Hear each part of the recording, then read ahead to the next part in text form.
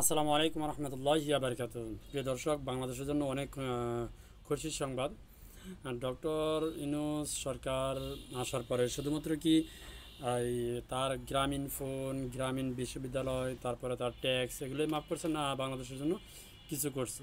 আপনারা জানেন যে সাম্প্রতিক সময় বিদ্যুৎ বিল, ইন্ডিয়ার যে আম্বানি গ্রুপের যে বিদ্যুৎ বিল আছিল সেগুলো পরিশোধ করছে। তারপর হচ্ছে আপনার এখন আর গত মাসে সম্ভবত মার্চ মাসে চীনের সাথে একটা বৈঠক হয়েছিল ডক্টর ইউনূস সরকারের।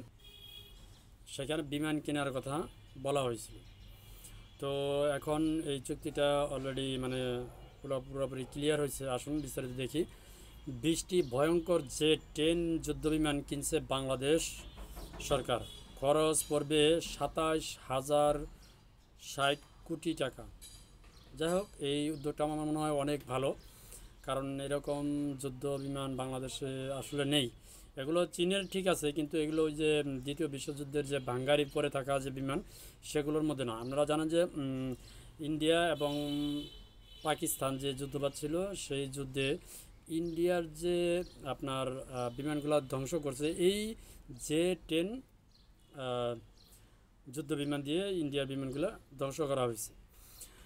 বাংলাদেশ বিমান বাহিনী বিএফ আধুনিকরণ ও জাতীয় আকাশপথে রক্ষা শক্তিশালী করতে এই ধরনের পদক্ষেপ নিতে যাচ্ছে বাংলাদেশ সরকার। আমরা এটাকে আসলে সাধুবাদ জানাই, কারণ দরকার আছে।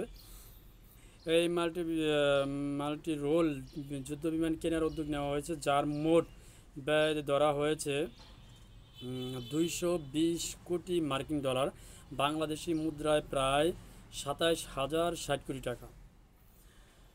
এই উদ্যোগটা আসলেই অনেক ভালো। তবে এটা একটা কিস্তির মাধ্যমে কিস্তির হিসাবে নেওয়া হয়েছে। আসলে বাংলাদেশে কি এত টাকা নাই নাকি সব লুটে পুটে খায় শেষ করছে, আল্লাহ তাআলা ভালো জানে, আমি জানি না। তবে এটা কিস্তির মাধ্যমে নেওয়া হয়েছে। সেই কিস্তিটা আপনার পরিশোধ করতে হবে 2035 থেকে 36 সালের মধ্যে। জে-10 সি যুদ্ধবিমান মূলত চীনের বিমান বাহিনীতে ব্যবহৃত জে-10 সি রপ্তানি সংস্করণ। এটি একটি 4.5 প্রজন্মের মাল্টি রোল কমবার্ড এয়ারক্রাফট, যা আকাশ ও আকাশ থেকে স্থল দুই ধরনের যুদ্ধই সমানপদর্শী। আসলে দেখেন, ভারত এবং মায়ানমারের যে অবস্থা এখন বর্তমান বাংলাদেশে, বিশেষ করে মায়ানমারের আরাকান আর্মি সেন্ট মার্টিন দখলের চেষ্টা বা ওখানে অভিযান, তারপর হচ্ছে আপনার টেকনাফের প্রতিদিন প্রায় 2-4 জন করে জেলে ধরে নিয়ে যাচ্ছে। আপনারা তো যারা খবর দেখেন নিয়মিত তারা জানেন। তো তারপরে হচ্ছে আপনার রাখাইনদের যে এই রোহিঙ্গাদের যে ক্যাম্প আছে, সেখানেও মানে আরাকান আর্মিরা খুব আধিপত্য চালাচ্ছে। তো বিশেষ করে এদের মানে লাগবেই, মানে ছোটোখাটো একটা যুদ্ধ হয় ভারতের সাথে, তা নাহলে মায়ানমার আরাকান আর্মির সাথে যুদ্ধ লাগবেই, আজ বাদে কাল দেখবেন, মিলিয়ে নেবেন। তো এগুলোর ক্ষেত্রে আসলে দরকার আছে। তবে বৃষ্টি না, আমার মনে হয় যে শত শত কিনা ভালো।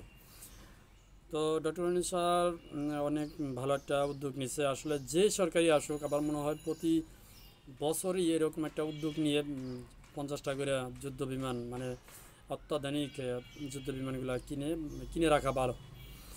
তো আসুন দেখি আরও বিস্তারিত। আসলে লম্বা একটা প্রতিবেদন, যাই হোক এত বড় প্রতিবেদন পড়া সম্ভব না। আমি যতটুকু পারতেছি ততটুকু পড়বো ইনশাল্লাহ। অনেক যাক, প্রতিটি ফ্লাইট জেটের আনুমানিক মূল্য 6 কোটি মার্কিন ডলার, যা 730 কোটি টাকা বাংলাদেশের টাকা অনুসারে। 20টি জেটের মোট মূল্য হবে প্রায় 120 কোটি ডলার, যা 14,600 কোটি টাকা। এর সঙ্গে প্রশিক্ষণ, যন্ত্রপাতি, ফ্লাইট কস্ট ও আনুষ্ঠানিক ব্যয় যুক্ত হয়ে দাঁড়াবে আরও 82 কোটি ডলার। বিমা, ভ্যাট, কমিশন, অবকাঠামো উন্নয়ন ও অন্যান্য খরচ সহ মোট ব্যয় নির্ধারণ করা হয়েছে 220 কোটি ডলার। এই ক্রয় কার্যক্রম বাস্তবায়ন হবে G2G, গভর্নমেন্ট টু গভর্নমেন্ট পদ্ধতিতে, চীনের সঙ্গে সরাসরি চুক্তির মাধ্যমে। এজন্য 11 সদস্যের একটি আন্তঃ মন্ত্রণালয় কমিটি গঠন করা হয়েছে, যার নেতৃত্বে রয়েছেন বিমান বাহিনীর প্রধান। আসলে এই উদ্যোগগুলো আমার কাছে ভালো লাগছে, আপনাদের কাছে কেমন লাগছে অবশ্যই কমেন্টে জানাবেন। ওয়াও.com তথ্য অনুযায়ী বাংলাদেশ বিমান বাহিনীর মোট এয়ারক্রাফট সংখ্যা 212টি, যার মধ্যে 44টি ফাইটার জেট। এদের বেশিরভাগই চীনা তৈরি F-7 মডেল। এছাড়া বাহিনীতে রয়েছে MiG-29B জেট এয়ারক্রাফট, ইয়াক 130 লাইট অ্যাটাক ট্রেইনার এবং পরিবহন কাজে ব্যবহৃত C-130J বিমান। হেলিকপ্টার ইউনাইটেড রয়েছে রাশিয়ান Mi-17 ও Mi-171 হেলিকপ্টার, যা সেনা পরিবহন গণশিপ হিসাবে ব্যবহৃত হয়। J-10 সিরিজ কেন গুরুত্বপূর্ণ? চীনের 22 আর অ্যারোবেটিক টিম 2009 সালে J-10 এ যুক্ত মডেল অন্তর্ভুক্ত করে, যা 2023 সালে আপগ্রেড হয়ে J-10C-তে রূপ নেয়। উন্নত রাডার, দীর্ঘ পাল্লার ক্ষেপণাস্ত্র এবং আধুনিক এভিওনিক্সের কারণে এটি বর্তমান চীনের অন্যতম শ্রেষ্ঠ মাল্টি রোল যুদ্ধবিমান হিসাবে বিবেচিত রয়েছে। সূত্র হচ্ছে দ্য বিজনেস স্ট্যান্ডার্ড। তো আমি মনে করি আসলে এগুলো উদ্যোগ নেওয়া অনেক ভালো, কারণ দরকার আছে বাংলাদেশে। তো ডক্টর ইউনূস সরকারকে অসংখ্য ধন্যবাদ। আমার মনে হয় এই শেষ মুহূর্তে না করে আপনারা যদি শুরুতে এরকম একটা উদ্যোগ নিতেন এবং শেষ মুহূর্তে আবার আরেকটা উদ্যোগ নিতেন, তাহলে বাংলাদেশের জন্য অনেক ভালো হতো। ভালো থাকবেন। আসসালামু আলাইকুম।